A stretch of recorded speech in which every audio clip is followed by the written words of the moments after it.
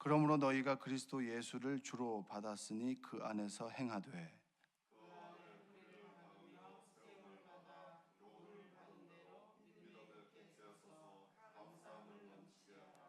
누가 철학과 헛된 속임수로 너희를 사로잡을까 주의하라.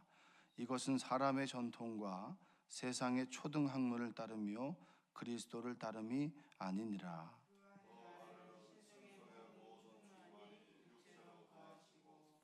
너희도 그 안에서 충만하여졌으니 그는 모든 통치자와 권세의 머리시라.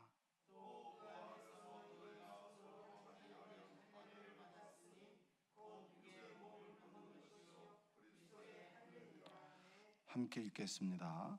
너희가 세례로 그리스도와 함께 장사되고 또 죽은 자들 가운데서 그를 일으키신 하나님의 역사를 믿음으로 말미암아 그 안에서 함께 일으키심을 받았느니라. 아멘. 오늘도 하나님의 평강과 은혜가 함께하기를 주님의 이름으로 축원드립니다. 저는 성경을 바라보는 여러 가지 관점이 있겠지만 저는 성경을 바라볼 때 중요한 관점은 하나님과의 만남이 있느냐 없느냐라고 하는 만남이라고 하는 그 창을 가지고 성경을 보고 신앙을 좀 바라봅니다. 하나님을 만난 사람은 굳이 설명하지 않아도 주님으로 인해서 깨달아지는 것이 있습니다. 그런데 만나지 못한 사람은 아무리 설명해도 깨달아지지 못하는 것이 있습니다. 그 만남이라고 하는 것은 일생에 한 번의 만남이 아니라 매 순간 하나님께서 나와 함께 계심을 믿고 그리고 그 믿음을 날마다 내 입과 그리고 내 삶으로 고백할 때 그때 만남이 이루어지고 그리고 그 만남은 내 삶을 변화시키게 되는 줄로 믿습니다. 그래서 제가 참 좋아하는 말은 설교 준비보다 설교자 준비에 힘쓰라라고 하는 그런 말을 참 좋아합니다. 그래서 한 구절의 단어 그리고 한 시간에 설교에 은혜 받았습니다 라고 하는 것, 그것보다 내가 그 사람에게 설교자로서 더 중요한 것은 그리스도인으로서 어떻게 보여지는가, 그것에 더 많은 준비를 하라라고 하는 그런 말을 참 좋아하는데 여러분들에게도 동일합니다. 말보다는 그리스도인 되는 것에 더 많은 신경과 그리고 많은 주의와 그리고 많은 노력을 기울이는 여러분 되시기 원합니다. 다른 사람들에게 여러분이 어떻게 비추어지느냐, 그리고 여러분의 가지고 있는 직분이 여러분의 신앙을 설명해 주진 않아요. 그건 착각인 것 같아요. 그건 다른 사람한테 좀 드러내 주는 거, 그냥 내가 누굽니다 라고 얘기할 때 설명해 주는 보조제지 절대 신앙의 연륜 플러스 신앙이 깊어진다, 직분이 높아질수록 중직을 맡을수록 신앙이 깊어진다. 저는 제가 봤던 사람들은 그렇지 않은 사람들이 더 많았던 것 같아요. 그래서 그 직분과 그리고 여러분이 교회에서의 위치가 여러분의 신앙을 절대 설명해 주지 않습니다. 지금 이 순간에 여러분들이 예수님을 만났느냐, 그리고 우리가 읽는 그 말씀이 내 삶에 감동이 있고 내 삶을 변화시키느냐, 그거에 따라서 여러분의 신앙의 모습이 결정되는 것이지 직분이나 칭호는 여러분 별로 저는 그 신앙을 볼 때 중요시 보진 않습니다. 자, 오늘 말씀에 보면 6절의 말씀 한번 읽어보겠습니다. 그러므로 너희가 그리스도 예수를 주로 받았으니 그 안에서 행하되. 자, 여기서 뭐라고 해야 되냐, 그리스도 예수를 주로 받았다라고 합니다. 예수님께서 나에게 구원자가 되셨다라고 하는 것인데, 그럼 이 말은 그리스도 예수 말고 다른 것을 구세주로 여기며 살아가는 사람들이 많이 있다라는 얘기입니다. 여기에 계신 분들 중에서도 예수님을 구세주로 영접했습니다. 그러나 이때는 돈이고 이때는 명예고 이때는 권력이고 그리고 이때는 예수, 이렇게 취사 선택하는 그런 신앙의 모습을 가지고 계시는 분들도 있을 겁니다. 이스라엘이 유일신이라고 얘기를 하지만 성경을 보다 보면 구약에서는 유일신이라고 얘기하진 않아요. 강영한 교수라고 하는 그 서강대 철학 교수는 이렇게 얘기를 합니다. 최고 유일신론이라고 얘기를 합니다. 뭐냐면, 자, 가나안에 들어갔을 때 광야에서는 그들을 먹이시는 하나님께서 농경 문화 속에서 하나님께서 광야에서 우리를 먹여주신 것처럼 농작물을 자라게 하고 풍성한 열매를 맺게 할 것이냐? 아니다. 그때는 바알이 우리를 더 먹여 살릴 것이다. 그래서 그들은 때로는 하나님을 믿고 때로는 바알을 믿었단 말이에요. 근데 바알을 믿는다고 해서 하나님을 무시하는 건 아니에요. 그런데 이때는 하나님, 이때는 바알, 이렇게 취사 선택을 했다라고 하는 거죠. 그랬을 때 그들은 그것을 믿음이라고 생각했는데 하나님께서는 그건 믿음이 아니다, 이렇게 말씀을 해주고 있습니다. 그리스도 예수를 주로 받아들였다라고 하는 것은 오직 예수님만이 나의 삶의 문제를 해결해 줄 수 있다. 내 삶의 문제가 있을 때 오직 예수님으로만 해결받을 수 있다. 이것이 바로 그리스도 예수를 주로 받았다라고 하는 고백입니다. 사도행전 16장에 보면 바울과 실라가 성령의 인도하심을 받아서 빌립보에 이제 머물게 됩니다. 귀신 들린 여종을 고쳐 주었습니다. 근데 귀신 들린 여종을 통해서 이제 돈을 버는 그 주인이 이 바울 때문에 한순간에 이 생계된 수단이 사라진 겁니다. 그래서 화가 나서 바울의 일행을 매로 때리고 그리고 핍박하고 심지어는 감옥에 이제 넣게 되는 결정적인 역할을 합니다. 그때 바울과 실라가 밤이 늦도록 하나님께 기도하고 찬송을 하게 되었습니다. 그때 갑자기 어떤 일이 벌어지냐면 지진이 일어나고 갑자기 옥문이 활짝 열리게 됐습니다. 옥문이 열린 것은 바울과 실라에게는 복음이지만 또 한 사람에게는, 옥문을 지키는 사람에게는 이건 재앙이 되는 것이죠. 우리가 출애굽을 할 때 10가지의 기적은 이스라엘 민족에게는 기적이지만 애굽에게는 뭐가 되는 거죠? 재앙이 되는 것처럼 옥문이 열리는 것이 바울과 실라에게는 살아계신 하나님에 대한 증명이지만 옥문을 지켜야 생계를 유지하는, 가족을 먹여 살리는 간수에게는 이건 재앙도 이런 재앙이 없는 거예요. 자기가 아무리 잘 지켜도 이 초자연적인 힘으로 옥문이 열리게 되니까 탈옥을 했을 거 아닙니까? 이 사람이 너무 좌절한 거예요. 그럼 이 사람은 옥문을 지키는 사람이고 자신의 삶이 주님인 거예요. 자신의 인생의 계획이 주님입니다. 그런데 이 옥문이 열어지게 되니까 나는 분명히 이거에 대한 책임을 져야 되고, 그리고 이 내가 하는 일에서 물러나야 되고 책임을 져야 되고 그 책임을 고스란히 되갚아 줘야 되니까 이 사람에게는 재앙이 일어나게 된 것입니다. 그때 뭐 하려고 그랬죠? 삶의 소망이 끊어지니까 자결하려고 했습니다. 그때 바울과 실라가 뭐라고 얘기했죠? 내가 여기 있다. 내가 나가지 않고 여기 있다. 그랬을 때 이 사람이 대뜸 무슨 말을 합니까?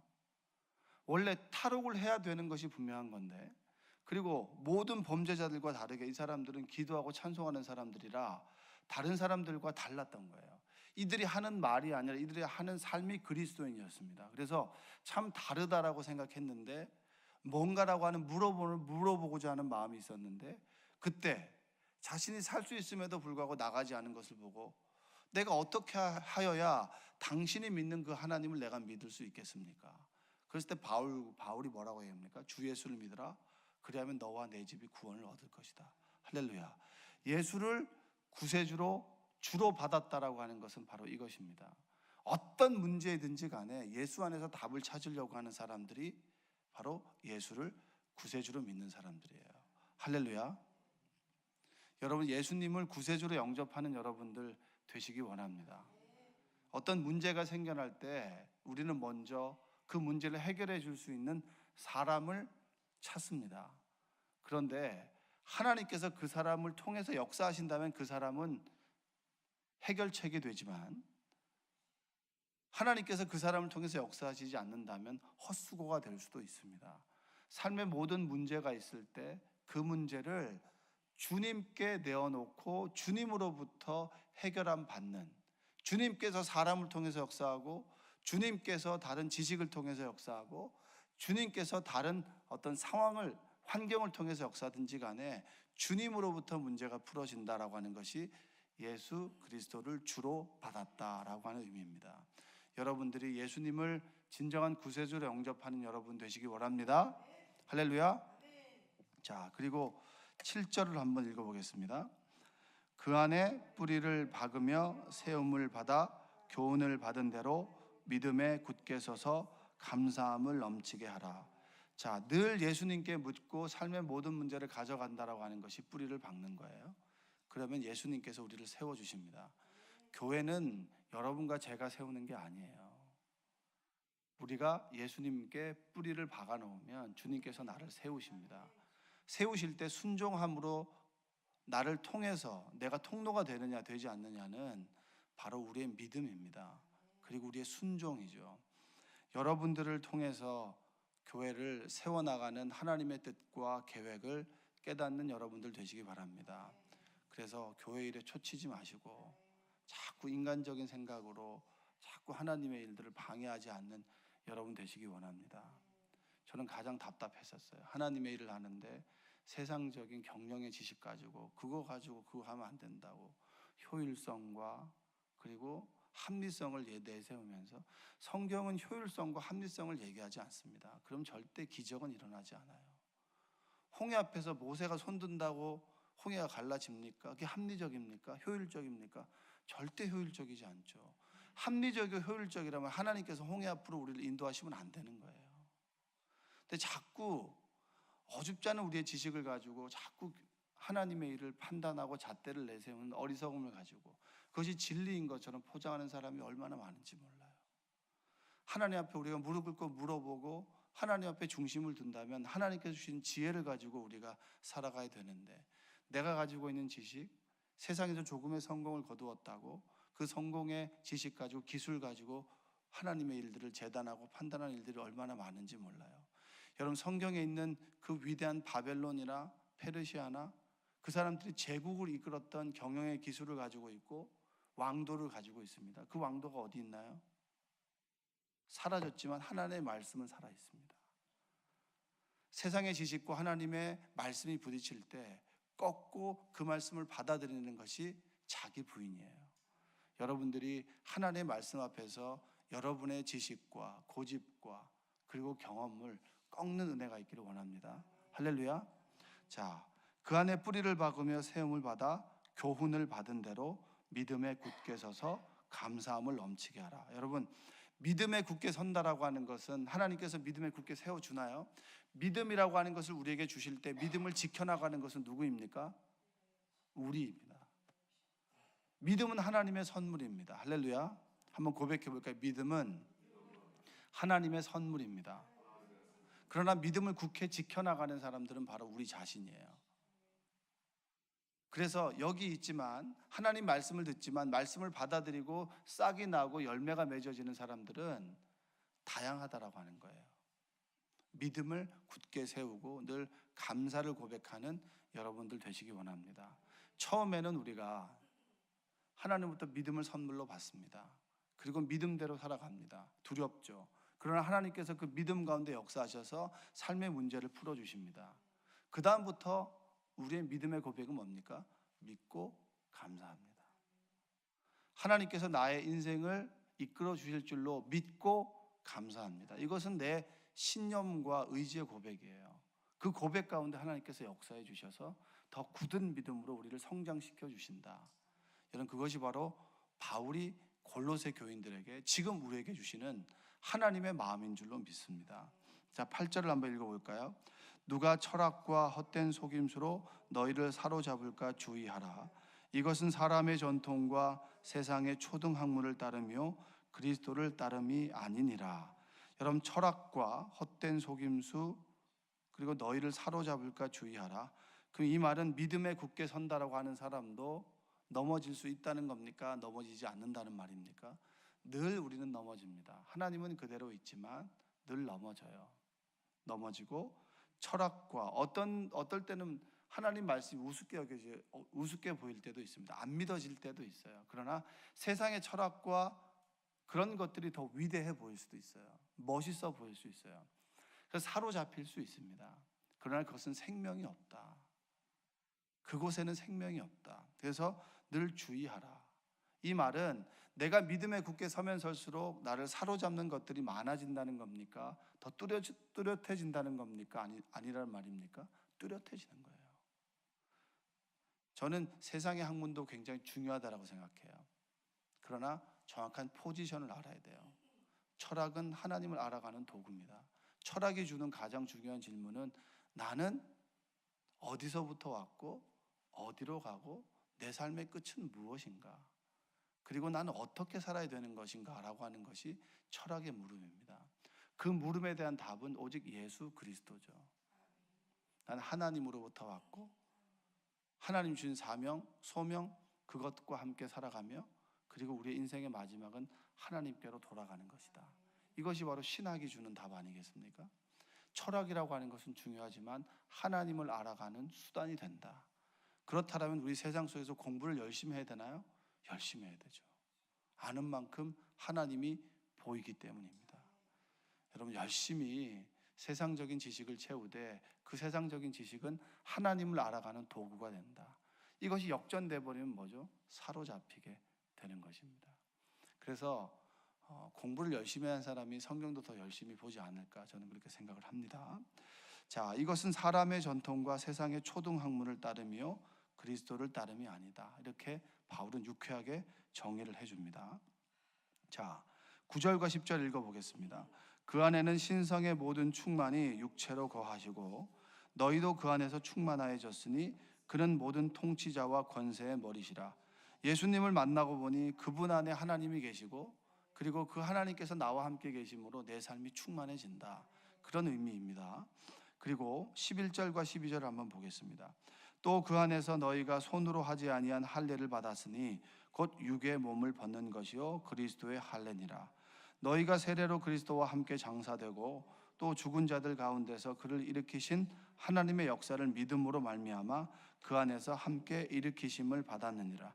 여러분, 11절과 12절은 같은 말입니다. 할례를 받기 전과 후는 달라지는 것이고, 그리고 이 할례는 것은 육체 할례가 아니라 우리가 진정 거듭남을 체험하느냐 체험하지 않느냐의 의미입니다.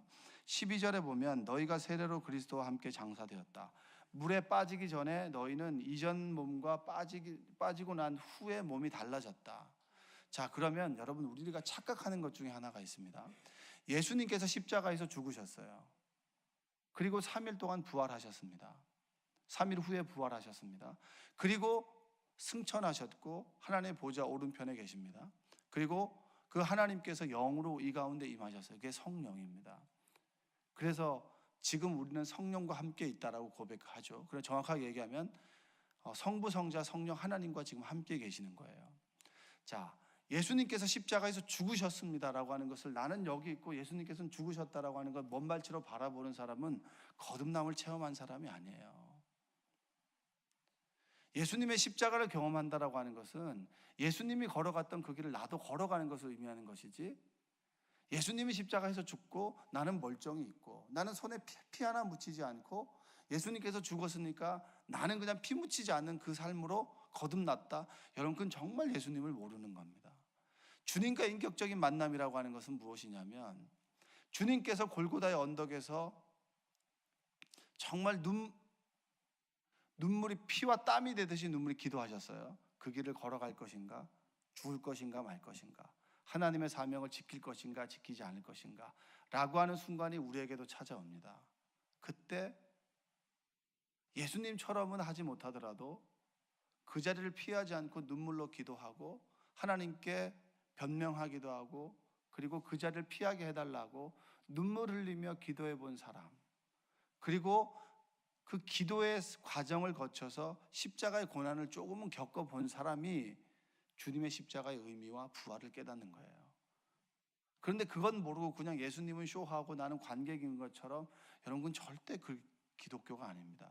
그래서 오늘 12절에 이렇게 얘기하는 겁니다. 너희가 세례로 그리스도와 함께 장사되었다. 그 예수님께 죽으실 때 나도 죽어야 되는 거예요. 그만큼 고난과 고통 가운데 내가 옛자가 죽는 경험을 해야 예수님께서 죽으실 때 그 죽음을 내가 온 몸으로 인격적으로 받아들일 수 있다. 그리고 죽은 자들 가운데서 그를 일으키신 하나님의 역사를 믿는다. 여기서 믿음이 생기는 거예요. 내가 정말 답이 없어. 내 인생에 답이 없어. 내 인생의 계획이 끊어졌어. 살 소망이 끊어졌어. 그런데 내가 정말 왜 나에게 이런 일이 생깁니까? 라고 부르짖으며 내가 분명히 왜 욕을 먹으면서 일을 해야 됩니까? 내가 왜 내 재산을 탕진하면서까지 일을 해야 됩니까? 라고 하는 인간적인 갈등과 고뇌 속에서 눈물을 흘리며 기도해 본 사람만이 진정한 믿음의 대상이 주님이시고, 주님만이 내 인생을 바꾸어 주실 것이라고 하는 절박한 간절함을, 믿음을 가지고 그분을 부여잡습니다. 그럴 때 예수님께서 내 삶을 반전시키는 그 역사가 예수님과 함께 죽고 예수님과 함께 살아가는 삶입니다. 그런데 예수님이 죽으실 때 우리는 관객처럼 예수님께서 참 위대한 분이네, 그분이 인성이 어떻고 신성이 어떻고, 여러분 그것은 중요하지 않아요. 그분께서 내 안에 계시느냐, 내가 예수님을 만나고 보니까 그분은 진짜 하나님이었구나, 백부장의 고백처럼. 그 고백이 나의 고백이 될 때 내가 진정으로 거듭났다, 내가 그리스도인으로 새롭게 시작되었다, 무늬만이 아니라. 여러분에게 예수님께서 십자가에 죽으신 그 고난이, 그리고 부활이, 승천함의 그 체험이 여러분의 삶 속에 있기를 주님의 이름으로 축복합니다. 그러면 어느 순간에 그 사랑의 하나님이 두려움으로 찾아올 때가 있어요. 내가 이렇게 살면 되나? 내가 이렇게 사는 것이 바른 것인가? 내가 이 입으로 이렇게 말하고 다니는 것이 맞나? 내가 저 사람에 대해서 이렇게 비판하는 것이 옳은 비판인가? 이런 의문과 그 스스로의 질문을 갖게 됩니다.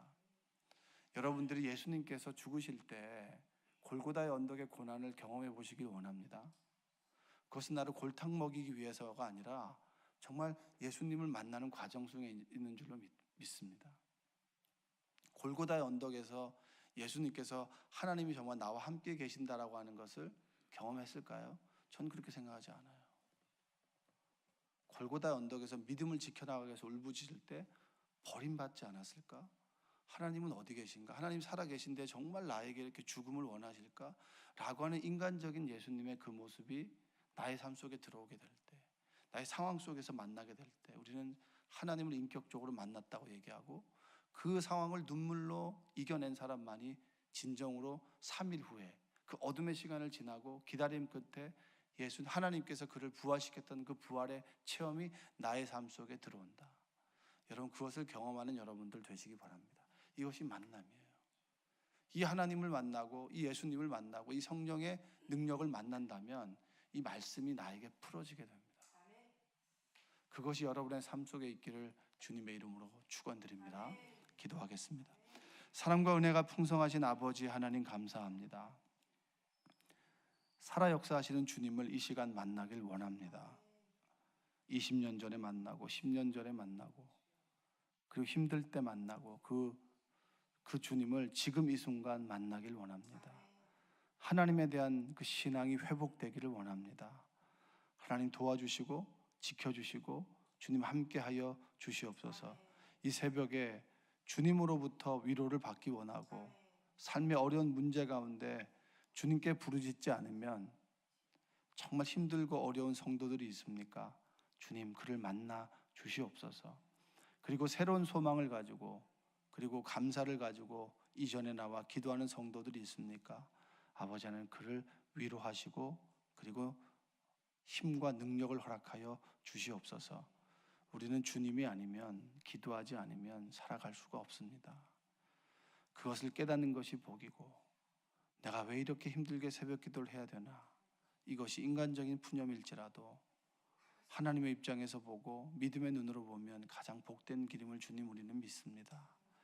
아버지 하나님, 오늘도 진실된 기도 하나님께 드리고, 하나님 앞에서 정말 부족하고 그리고 연약하고 그리고 늘 부서지기 쉬운, 깨어지기 쉬운 우리를 이전으로 불러주셨사오니, 오늘도 질그릇에 보배를 담게 하시고, 그 보배가 오직 예수 그리스도만이라고 하는 믿음의 고백이 우리 입술 가운데, 삶 가운데 있게 하여 주시옵소서. 육신의 질병으로 고통당하고, 물질적인 어려움으로, 가정의 문제로, 자녀 간의, 부모 자식 간의 불화로, 그리고 이웃 간의 불화로 아프고 힘들어하는 이들에게 하늘의 위로와 소망이 있는 이 새벽이 되길 원합니다. 하나님 인도하시고, 오늘도 하루의 삶을 온전히 드리오니 구름 기둥과 불 기둥으로 인도하시고 만나와 메추라기로 우리를 먹여 주시옵소서. 예수님의 이름으로 기도합니다. 아멘. 우리